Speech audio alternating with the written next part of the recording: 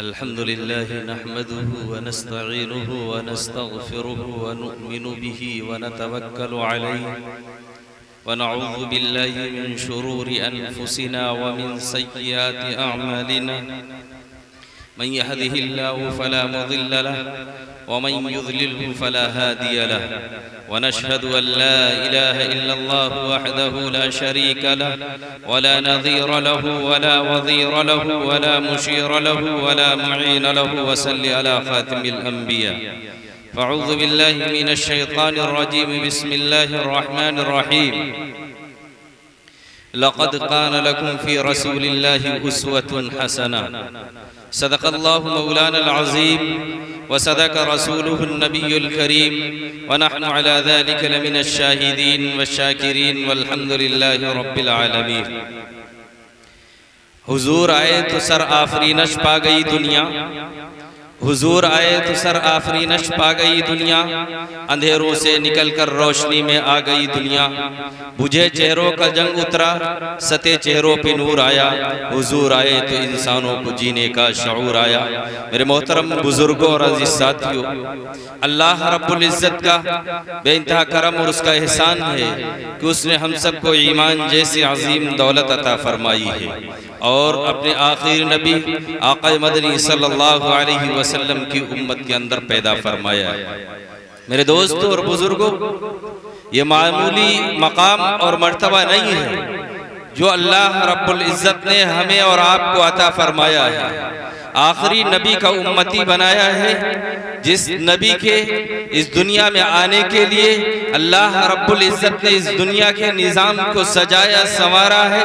उस नबी का हमें उम्मती बनाया, जो नबी सबसे आखिरी नबी, जिसके बाद कोई नबी आने वाला नहीं। और इस उम्मत की खुसूसियात ये है कि इस उम्मत के बाद अब कोई दूसरी उम्मत आने वाली नहीं। ये आखिरी उम्मत है, आखिरी नबी की उम्मत है। आखिरी कुरान नाजिल हुआ, आखिरी किताब है, उसके बाद कोई और किताब नाजिल नहीं होने वाली है। हम उस किताब को मानने वाले हैं, हम उस नबी को मानने वाले हैं जो आखिरी नबी है। उसके बाद कोई नबी नहीं आएगा। हम उस खातमुन नबिय्यीन सल्लल्लाहु अलैहि वसल्लम के उम्मती। सिर्फ यही नहीं, खातमुन नबिय्यीन ही नहीं बल्कि इमामुल अंबिया हैं, तमाम नबियों के इमाम हैं। कमोबेश 1,24,000 अंबिया इकराम इस दुनिया में तशरीफ लाए।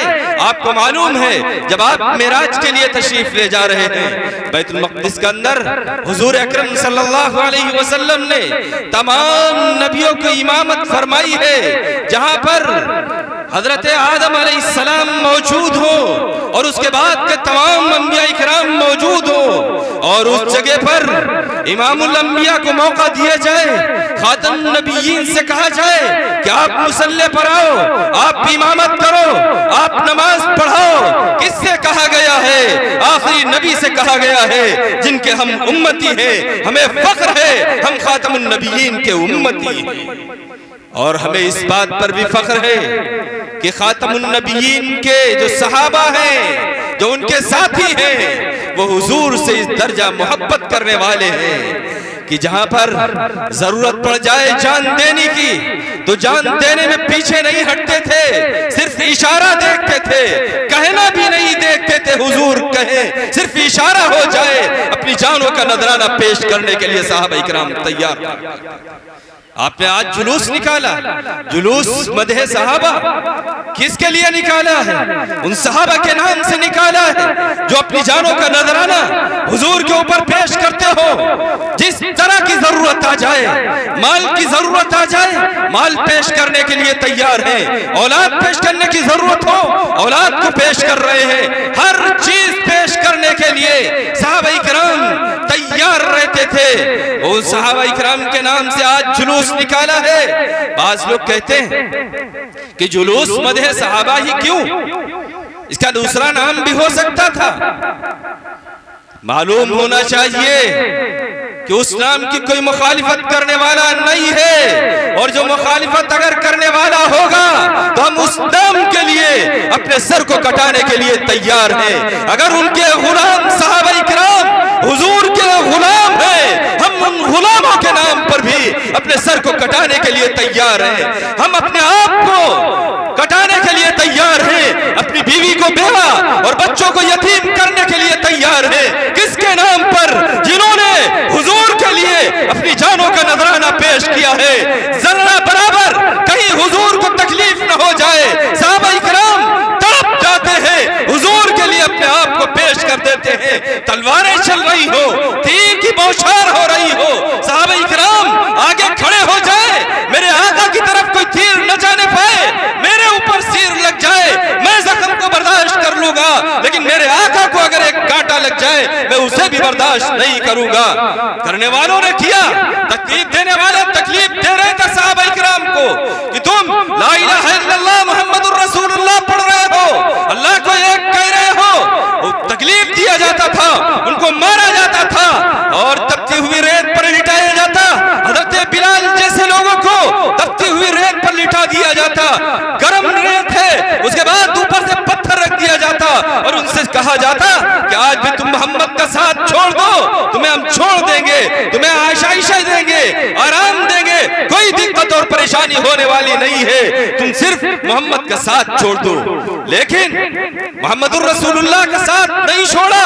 हज़रत बिलाल मार खाते रहे, तकलीफें उठाते रहे, तभी तो उनको वो मकाम मिला है कि जब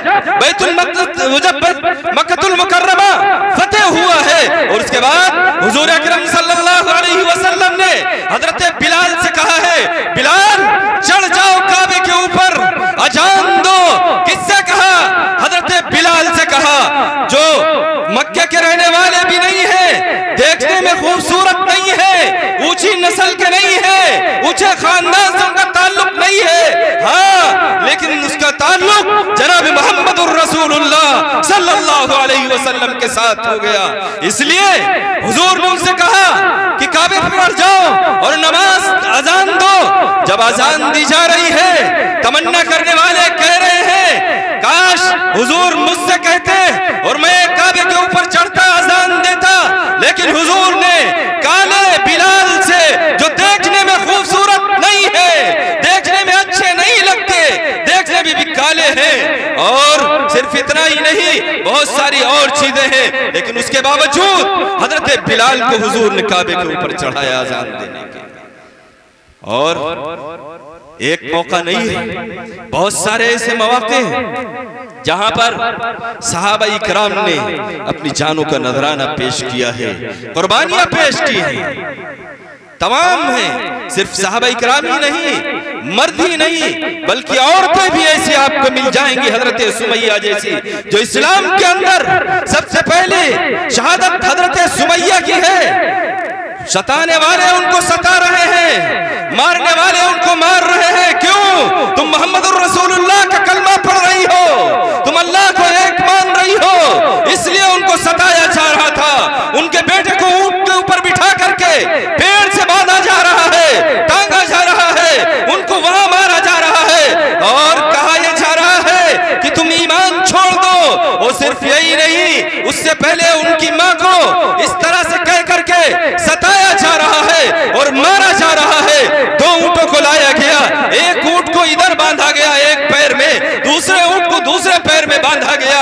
कहा जा रहा अब भी मान जाओ, अब भी बाज आ जाओ तो तुम्हें छोड़ देंगे, मोहम्मद का साथ छोड़ दो, मोहम्मदुर रसूलुल्लाह का कलमा पढ़ना छोड़ दो। उन्होंने कहा नहीं, हम कुर्बान हो जाएंगे, हम जान दे देंगे, लेकिन हम उस कलमे को नहीं छोड़ सकते जो कलमा मोहम्मदुर रसूलुल्लाह से हमें मिला है। शहीद हो गई। दोनों ऊंटों को मुखालिफ जिद्दों में हकाया गया और बीच में बर्छा मारा गया। कहना तो बड़ा आसान है, जिसके ऊपर गुजर रही होगी वही जानती होंगी कितनी तकलीफ उनको हो रही है। दो टुकड़े हो गए जिसम, लेकिन कलमा नहीं छोड़ा। हुजूर से जो इश्क और मोहब्बत हुई थी उनको सहाबा इकराम को, उससे पीछे न हटे।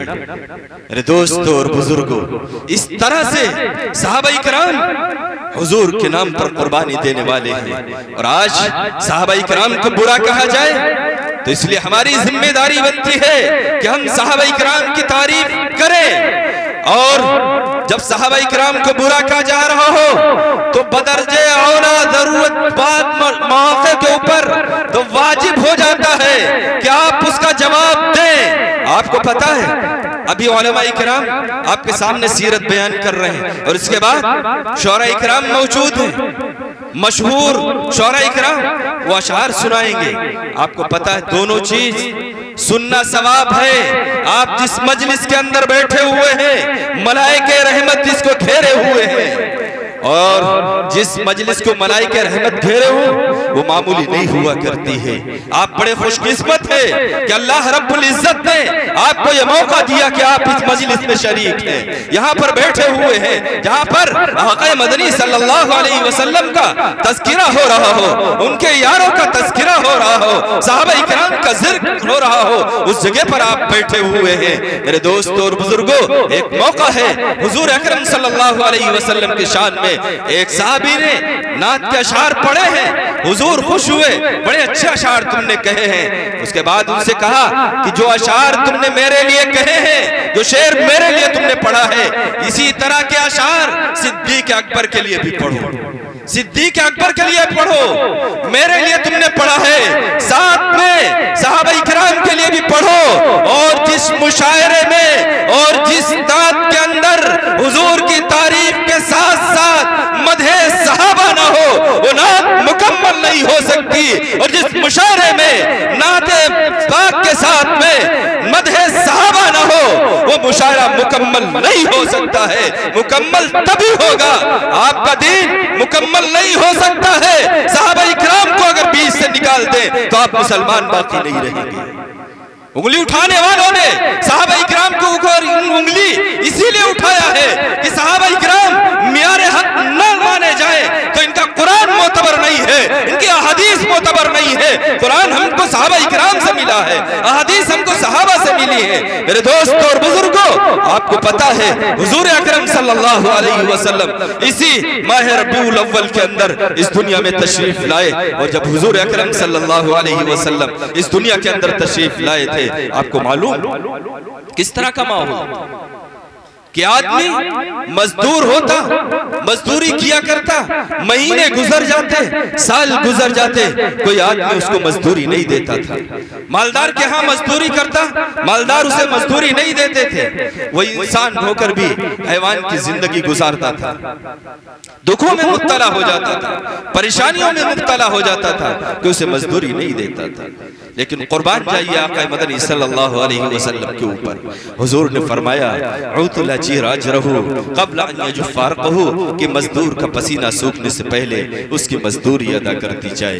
मेरे दोस्तों और बुजुर्गों, मेरे नबी सल्लल्लाहु अलैहि वसल्लम तमाम जहान के लिए रहमत बनकर के आए हैं। उस रहमतुल लिल आलमीन के जिक्र सुनने के लिए, उसकी सीरत को सुनने के लिए, उसकी जिंदगी को सुनने के लिए, ताकि हम भी सुने हुजूर ने किस तरह से जिंदगी गुजारी है, हम भी उस पर अमल करने वाले बन जाएं। हम लोग इसीलिए बैठे हैं कि हम सहाबा इकराम की जिंदगियां देखेंगे, उसकी नकल करेंगे, हम सहाबा इकराम की जिंदगी देखेंगे और उसको अपनाएंगे कि हुजूर नमाज किस तरह से पढ़ते थे, सहाबी उसी तरह से पढ़ते थे, हम उस नमाज को पढ़ेंगे जो नमाज हुजूर पढ़ते थे। मेरे दोस्तों और बुजुर्गों, हुजूर अकरम सल्लल्लाहु अलैहि वसल्लम के दौर में एक शख्स हुजूर के पास आता है और कहता है कि अल्लाह के रसूल सल्लल्लाहु अलैहि वसल्लम, मैं बड़ा गुनहगार हूँ, मैं बड़ा पापी हूँ। हुजूर कहने लगे क्या बात है, तूने चोरी की है? वो कहने लगा मैं इससे भी बड़ा गुनाह समझता हूँ।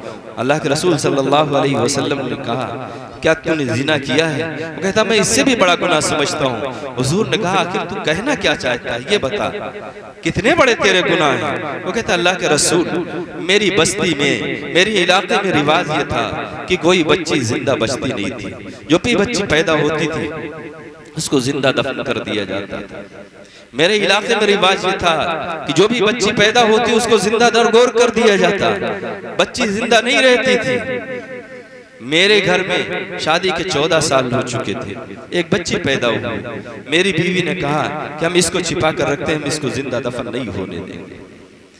बीवी ने कहा, मैंने कहा ठीक है छिपा के रखो। रखती रही, यहाँ तक कि कई साल गुजर गए। मैं मजदूरी करने जाता, काम करने जाता, जब वापस आता था, घर पहुंचता था, वो बच्ची दौड़ करके आती, मेरे पैरों से चिपट जाती, मेरे गले से लग जाती, सारे दिन की मेरी थकावट दूर हो जाती। वो बच्ची मुझे बेहद प्यार करती थी, मैं भी बच्ची से बेहद मोहब्बत करता था। जब बच्ची सीने से लगती, सारे दिन की थकावट दूर हो जाया करती थी। किसी तरह से अबू जहल को पता चल गया। एक दिन मैं काम करके घर वापस आ रहा था, चौराहे के ऊपर अबू जहल मिल गया। उसने मेरा गरेबान पकड़ लिया। उसने कहा, अच्छा तुमने अपनी बच्ची को बचा रखा है, खबरदार ऐसा हम हरगिज नहीं होने देंगे। आज ही जाकर तुम अपनी बच्ची को जिंदा दफन कर दो। अगर तुमने अपनी बच्ची को जिंदा दफन न किया तो कल आकर के हम तुम्हारे सारे घर को आग लगा देंगे। कहता, अल्लाह के रसूल, मैं अबू जहल की धमकी से घबरा गया। मैं घर आया, जब घर आया तो बच्ची मेरी तरफ दौड़ी, मेरे पैरों से लिपट गई। मैंने उसको धक्का दे दिया, मेरे गले से लगना चाह रही थी।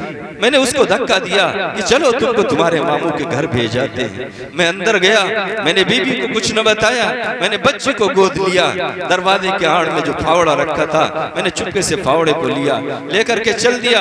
पहाड़ी की तरफ जा रहा था। बच्ची कहती, अब्बू जान, इस तरफ तो मेरे मामू का घर नहीं है। मैंने कहा, उसको समझाया कि इस पहाड़ी के आगे चलेंगे, ये सीधा रास्ता है, अभी तुम्हारे मामू के घर पहुंच चलते हैं। जब पहाड़ी के आगे जो कब्रिस्तान था, उस कब्रिस्तान में पहुंचा, बच्ची को खड़ा किया। मैंने उस बच्ची को जिंदा दफन करने के लिए गड़ा खोदना शुरू किया। मैं बच्ची के लिए गड़ा खोद रहा था। बच्ची मेरा हाथ बटा रही थी, साथ में मिट्टी निकाल रही थी, मेरा साथ दे रही थी वो बच्ची। और फिर मिट्टी नहीं निकाल रही थी, जो मिट्टी खोदते हुए मेरे कपड़ों पर पड़ जाती, मेरे चेहरे पर पड़ जाती, वो बच्ची उस मिट्टी को झाड़ती, उस मिट्टी को निकालती, मेरा हाथ बटा रही थी, साथ दे रही थी। जब गड़ा खुद करके तैयार हो गया, उस बच्ची को उठाकर मैं गड़े के अंदर डालने लगा। वो बच्ची रोकर कहती है कि अब्बा जान, मेरा जुर्म तो बताओ, मेरा कसूर तो बताओ, मुझे किस जुर्म में जिंदा दफन करने जा रहे हो। मेरे दोस्तों और बुजुर्गों, जब साहबा इकराम के सामने उसने ये कहा है, अल्लाह के रसूल रो पड़े हैं, साहबा इकराम की चीखें निकल गई हैं। वो कहता, अल्लाह के रसूल, मुझे तरस न आया, मैंने उसको उठा करके कब्र के अंदर डाल दिया। जब बच्ची को अंदर डाल दिया तो बच्ची कहती है, अब्बा जान, मैं आखिरी बात तुमसे कहती हूँ, अगर तुमको मुझसे नफरत हो गई है तो मुझे छोड़ दो। मैं जंगल के अंदर फिर के वक्त गुजार दूंगी, कभी तुम्हें अपना चेहरा नहीं दिखाऊंगी। मैं जंगल के अंदर अपनी पूरी जिंदगी गुजार दूंगी। आखिरी बात कहती हूँ, अब्बा जान, मुझे छोड़ दो। कहता, मुझे अल्लाह के रसूल तरस न आया, मैंने बच्ची के ऊपर मिट्टी डालना शुरू कर दिया। अब बच्ची रोकर कहती है कि अब्बा जान, जब तुम्हें मुझे जिंदा ही इसी तरह दफन करना था तो कम अज कम घर पे बता देते, मैं अपनी अम्मा जान को आखिरी सलाम करता। दोस्तों, जब ये बात कही है, हुजूर की चीखें निकल गई हैं, सहाबा इकराम चीख पड़े हैं, रो रहे हैं कि वाकई तूने जुर्म तो बहुत बड़ा किया है। वो कहता, अल्लाह के रसूल सल्लल्लाहु अलैहि वसल्लम, आज 40 दिन हो गए हैं बच्ची को जब से मैंने दफन किया है। रोजाना जब भी सोने के लिए लेटता हूँ, आंख लगती है, फौरन ख्वाब में वो बच्ची आती है, कहती है, अब्बा जान, कल मैदान हश्र होगा, मोहम्मदुर रसूलुल्लाह का सामना होगा, तुम्हारा गरेबान होगा और हमारा हाथ होगा। अल्लाह के रसूल, तब से मुझे नींद नहीं आई है, मैं आपके दरवाजे पर आया हूँ, मैं तौबा करना चाहता हूँ, क्या इन गुनाहों की माफी हो सकती है। अल्लाह के रसूल ने फरमाया कि वाकई गुनाह तूने बहुत बड़ा किया है, लेकिन जब तू मेरे दर पर आया है और सच्चे दिल से तौबा करना चाहता है और तौबा करके कलमा पढ़ेगा, दायरे इस्लाम में दाखिल होगा, तो उस रब्बुल आलमीन से, गफूरुर रहीम से कभी उम्मीद है तेरे इस गुनाह को माफ फरमा देंगे। मेरे दोस्तों और बुजुर्गों, आज हम मोहम्मदुर रसूलुल्लाह से मोहब्बत का दावा करने वाले हैं। कहने वाले लोग कहते हैं इस्लाम ने औरत का वो मकाम नहीं दिया, इस्लाम ने औरत को ऊंचाई नहीं दी, वो बुलंदी नहीं दी। उनको चाहिए कि हुजूर की सीरत का मुताला करे, तारीख इस्लाम पढ़े, उनको पता चल जाएगा जो मकाम मोहम्मदुर रसूलुल्लाह सल्लल्लाहु अलैहि वसल्लम ने औरतों को दिया है, वो मकाम किसी और को नहीं दिया है। औरत के जब मखसूस अय्याम आते थे उस दौर में, तो लोग ले जाके जंगलों में बांध आते थे।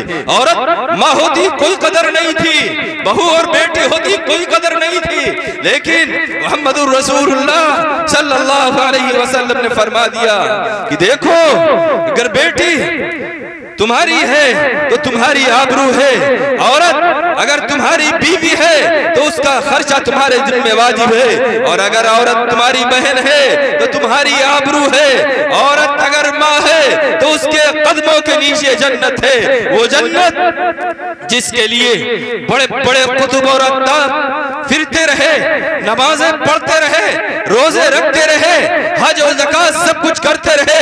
आज हम नमाजें क्यों पढ़ रहे हैं? इसीलिए कि हमें जन्नत मिल जाए, हमें जन्नत मिल जाए, इसीलिए इबादत कर रहे हैं। लेकिन मेरे नबी सल्लल्लाहु अलैहि वसल्लम ने उस जन्नत को उठा करके माँ के कदमों के नीचे डाल दिया। हुजूर ने फरमाया कि माँ के कदमों के नीचे जन्नत है और बाप जन्नत का दरवाजा है। इस तरह से औरत का मकाम ऊंचा किया है कि माँ के कदमों के नीचे जन्नत डाल दी मेरे नबी सल्लल्लाहु अलैहि वसल्लम ने। और हम मुहम्मदुर रसूलुल्लाह से मोहब्बत का दावा करते हैं, और उसके बाद मुहम्मदुर रसूलुल्लाह सल्लल्लाहु अलैहि वसल्लम की तालीमात की खिलाफ वर्जी, हुजूर अकरम सल्लल्लाहु अलैहि वसल्लम जिन चीजों से मना फरमाए हम वही करें, और हम कहें हम आशिक़े रसूल हैं, हम हुजूर से मोहब्बत करने वाले हैं। ना हमारा लिबास हुजूर वाला, ना हमारा चेहरा हुजूर वाला, ना हमारा अंदाज हुजूर वाला, कोई चीज हमारी हुजूर वाली नहीं है। उसके बाद हम कहें हम आशिक़े रसूल हैं, पड़ोसियों के हुकूक हुजूर ने सिखाए हैं। किसी धर्म से ताल्लुक रखने वाला हो, किसी मजहब से ताल्लुक रखने वाला हो, उसकी खबरगिरी करना तुम्हारी जिम्मेदारी है। उसको बुखार है, दवा का इंतजाम करो। ये सारी चीजें कौन सिखा रहा है? नबी करीम सल्लल्लाहु अलैहि वसल्लम हमें सिखा रहे हैं। जो हुजूर से मोहब्बत करने वाला होगा वो अपने पड़ोसियों से मोहब्बत करने वाला होगा, जो हुजूर से मोहब्बत करने वाला होगा वो नमाजों की पाबंदी करने वाला होगा, जो हुजूर से मोहब्बत करने वाला होगा वो दाढ़ी वालों से इश्क करने वाला होगा, वो दाढ़ी से मोहब्बत करने वाला होगा, दाढ़ी को साफ करने वाला नहीं होगा। जो हुजूर से मोहब्बत करने वाला होगा वो सुन्नत लिबास इख्तियार करेगा, और जो हुजूर से मोहब्बत करने वाला होगा वो हुजूर की एक एक सुन्नत से मोहब्बत करेगा। मेरे दोस्तों और बुजुर्गों, एक मौका है, एक यहूदी बच्चा है, उसके वालिद का इंतकाल हो जाता है, बच्चा बड़ा होता है, देखता है कि उसकी माँ के पास पहनने के लिए कपड़े नहीं है, एक चादर है वो भी फटी हुई है। वो अपनी माँ से कहता है माँ इजाजत दो, जाके चाचा से एक चादर मांग लाता है तुम्हारे लिए। माँ कहती बेटा चाचा के पास ना जाना। यहूदी थे, मुसलमान नहीं थे। वो कहने लगी कि चाचा के पास ना जाना, तुम्हारे बाप की जितनी जमीन थी, जितनी जायदाद थी, सारी चीज तुम्हारे चाचा ने ले लिया। उसके पास जाओगे चाचा तुम्हारा मारेगा, तुमको कुछ नहीं देगा। बच्चा कहने लगा नहीं माँ, चाचा नहीं मारेगा, मुझे जाने दो, जमीन मांगने के लिए नहीं जा रहा, सिर्फ एक चादर का सवाल है, तुम्हारे पास पहनने के लिए कपड़े नहीं है, चादर के लिए जा रहा हूँ। आखिर जब बच्चा जिद करने लगा, माँ ने इजाजत दे दी। अब बच्चा जाता है अपने चचा के पास। चचा कुछ चौधरी के साथ बैठा हुआ हंसी और मजाक कर रहा था। बच्चा पहुंचा, चचा ने पूछा क्यों आना हुआ? कहने लगे एक चादर का सवाल है, माँ के पास पहनने के लिए कपड़े नहीं हैं, एक चादर दे दो ताकि मेरे माँ को पहनने के लिए हो जाए। कहने लगा अच्छा तुम्हें चादर चाहिए? वो उठा और बच्चे को मारना शुरू किया, खूब मारा। बच्चा भागा, जब बच्चा भागा कुछ पत्थर उठा करके उसके चचा ने उस बच्चे के ऊपर मारा, पत्थर सर से लगे, खून बहना शुरू। बच्चा भागता जा रहा है, रोता जा रहा है। सामने से कोई आ रहा था, उसने पूछा बेटा क्या हुआ? कहने लगा माँ के पास पहनने के लिए कपड़े नहीं है, एक चादर फटी हुई है, मैं चादर के लिए चचा के पास गया था, जमीन मांगने के लिए नहीं गया था। मैंने चचा से एक चादर का सवाल किया, चचा ने चादर नहीं दी बल्कि ऊपर से मुझे मारा है, ये खून इसीलिए बह रहा है, मेरे चचा ने मुझे मारा है। उसने कहा अच्छा चचा ने मारा है, तुम्हें चादर की जरूरत है, एक एड्रेस मैं बताता हूँ, तुम चले जाओ, तुम्हें चादर वहाँ मिल जाएगी। जाओ काबतुल्लाह के पास जाना, वहाँ मोहम्मद नाम के एक बैठे होंगे, उनसे जाके चादर मांगना, तुम्हें चादर मिल जाएगी। वो बच्चा घर पहुँचता है, माँ देखती है बेटा खून से शराबोर है, खून बह रहा है। माँ देखती है, तड़प जाती है, बेटा मैंने तुमसे कहा था चचा के पास न जाना, चचा तुम्हें मारेगा, तुम नहीं माने, देखा चचा ने तुम्हें मारा है। माँ ने खून को साफ किया, दवा लगाई, जब साफ कर दिया दवा लगा दी, उसके बाद वो बच्चा कहता है अम्मी जान एक एड्रेस और मिला है, मुझे इजाजत दे दो मैं उनसे चादर ले आऊं। माँ कहने लगी अभी नहीं माने थे, चचा के पास गए, वहां से मार खा के आए हो, अब फिर तुम जाओगे फिर मार खा के आओगे। वो कहने लगा अब मैं होशियार हो गया हूँ, अब मारने चलेंगे तो हम पहले से भाग लेंगे, अब मार नहीं खाएंगे। माँ ने इजाजत दे दी। अब जाता है काबतुल्लाह के पास जाकर के देखता है, चक्कर लगाता है, देख रहा है कि कौन इसमें मोहम्मद है। सिद्दीक अकबर बैठे हुए हैं, उमर फारूक बैठे हुए हैं, उस्मान गनी बैठे हुए हैं, अली मुर्तजा बैठे हुए हैं, हुजूर भी बैठे हैं। वो देख रहा है निहायत नुमाया चेहरा, खूबसूरत चेहरा मोहम्मदुर रसूलुल्लाह सल्लल्लाहु अलैहि वसल्लम का है। जाता है वो बच्चा मोहम्मदुर रसूलुल्लाह के कंधे के ऊपर पीछे से हाथ रख देता है। मोहम्मदुर रसूलुल्लाह जो पीछे मुड़ करके देखते हैं कौन, बच्चा कहता है यतीम हूं मैं। मोहम्मदुर रसूलुल्लाह खड़े हो जाते हैं, खड़े होकर उस बच्चे को अपने सीने से लगा लेते हैं। उससे ये नहीं पूछते हैं तुम किस धर्म से ताल्लुक रखते हो, किस मजहब से ताल्लुक रखते हो। मोहम्मदुर रसूलुल्लाह ने उसको अपने सीने से लगा लिया, उसका धर्म और मजहब नहीं पूछा। उससे कहा तुम यतीम हो, मैं यतीम रह चुका हूँ, मैं यतीमी का दर्द जानता हूँ, यतीमी की क्या तकलीफ होती है। बेटा बताओ किस चीज की तुम्हें जरूरत है, किस वजह से यहाँ आए हो। वो कहने लगा मेरी माँ के पास पहनने के लिए कपड़े नहीं है, एक चादर का सवाल है। मोहम्मदुर रसूलुल्लाह ने पीछे मुड़ के नहीं देखा कि सिद्दीक अकबर लाओ एक चादर दे दो, तुम तो हर मौके पर आगे आगे रहते हो। उस्मान गनी तुम तो लाओ, ला के तमाम सोना खर्च करने वाले हो, उस्मान गनी एक चादर पेश कर दो। नहीं नहीं, मोहम्मदुर रसूलुल्लाह के कांधे के ऊपर वो जो बरकतों वाली चादर थी, आपने उस चादर को उठाया है, मोहब्बत के साथ उस बच्चे के कंधे पर रखा है। वो बच्चा खुशी खुशी जाता है, जाकर के अपनी माँ से कहता है अम्मी जान ये तुम्हारे लिए हम चादर ले आए। माँ देखती चादर, बेटा तुम लिया ये कहाँ से लाए हो। बच्चा कहता है एक शख्स है इसका नाम मोहम्मद है, उसके पास गया था, लेकिन अम्मी जान आज जितना सुकून मुझे मिला है इतने दिनों में कभी मुझे इतना सुकून नहीं मिला, इतनी खुशी नहीं हुई जितनी खुशी आज हुई है। मोहम्मदुर रसूलुल्लाह ने मुझसे मेरा धर्म नहीं पूछा, मेरा मजहब नहीं पूछा, मुझे सीने से लगाया, आज मुझे इतना सुकून मिला है कि इससे पहले कभी सुकून नहीं मिला।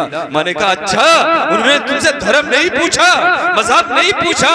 हाँ हाँ, मुझसे धर्म नहीं पूछा गया, मुझसे मजहब नहीं पूछा गया, बगैर मजहब पूछे हुए मुझे चादर दे दी। मैं कहने लगी चलो जो इस्लाम इस चीज की तालीम देता है, जो मोहम्मदुर रसूलुल्लाह इस तरह के अखलाक सिखाते हो, हम भी चलते हैं और ईमान के अंदर दाखिल होना चाहते हैं। इस तरह से वो आई है और इस्लाम के अंदर दाखिल हुई है। आज हम और आप सिर्फ कहते हैं कि हम हुजूर से मोहब्बत करने वाले हैं, अपने अखलाक को पेश करो लोगों के सामने, अपने किरदार को पेश करो, लोग जान जाएं कि वाकई तुम मोहम्मदुर रसूलुल्लाह के गुलाम हो, तुम मोहम्मदुर रसूलुल्लाह के आशिक हो। अपने किरदार से पेश करो, अपने कैरेक्टर ऐसा बनाओ कि देखने वाला समझ जाए ये मोहम्मदुर रसूलुल्लाह का गुलाम है, ये मोहम्मदुर रसूलुल्लाह का आशिक है, इसका लिबास वो है जो मोहम्मदुर रसूलुल्लाह का था, इसका अखलाक वो है जो मोहम्मदुर रसूलुल्लाह के अखलाक थे। आज लोग तुमको मोहम्मदुर रसूलुल्लाह के नाम पर बिल मजालिम कर रहे हैं और उन मजालिम करने वालों को मालूम होना चाहिए वो सिर्फ एफआईआर दर्ज कर सकते हैं, तुम्हारे ऊपर मुकद्दमात लिख सकते हैं, वो नहंजार है और उन्हें किसी चीज का इल्म नहीं है। जिन लोगों ने इस तरह की हरकत की है उन्हें मालूम होना चाहिए मोहम्मदुर रसूलुल्लाह सिर्फ मुसलमानों के लिए नहीं, पूरे संसार के लिए, तारीख धर्मों के लिए, चाहे वो हिंदू हो या मुसलमान हो, सिख हो या ईसाई हो, सबके लिए वो रहमतुल लिल आलमीन बनकर आए हैं, वो सबके नबी बनकर आए हैं, सिर्फ मुसलमानों के नबी नहीं है। अगर कोई आई लव मोहम्मद लिख दे तो उसके ऊपर मुकद्दमा कर दिया जाए, सिर्फ इस बात पर कि कोई कह दे हमें नबी से मोहब्बत है, मुकद्दमा करना है तो आओ। मैं 100 बार कहता हूँ आई लव मोहम्मद, हम 100 बार कहते हैं हमें नबी से प्यार है, हमें नबी से मोहब्बत है, हम अपने आप को नबी के नाम पर कुर्बान कर देंगे, नबी के तरीके पर कुर्बान देंगे। जहां पर नबी की तौहीन हो जाए हम अपनी जान को देना बाइसे सादत समझते हैं। हम फकरिया अपनी जान को कुर्बान कर देंगे नबी के नाम पर अगर कोई नबी की तौहीन करना बराबर। हम सब कुछ बर्दाश्त कर सकते हैं लेकिन कोई नबी की तौहीन कर दे, नारे तकबीर, नारे तकबीर, नामूसे रिसालत, ताजदारे खत्मे नबुव्वत, नामूसे सहाबा, आई लव